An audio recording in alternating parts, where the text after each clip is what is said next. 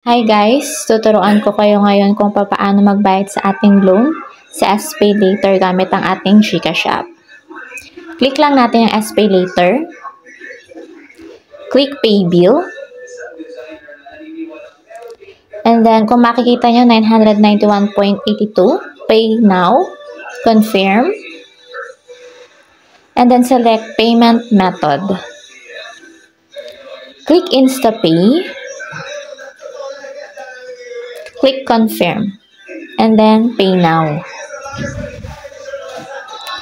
Click this Save QR code, and then pwede nyo rin siyang i-screenshot. Click OK.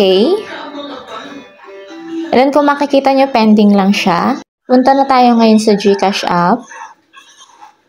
Then sa ating GCash app, merong QR code dyan. Click lang natin. And then, upload natin ang ating QR code na sinave kanina. Upload QR.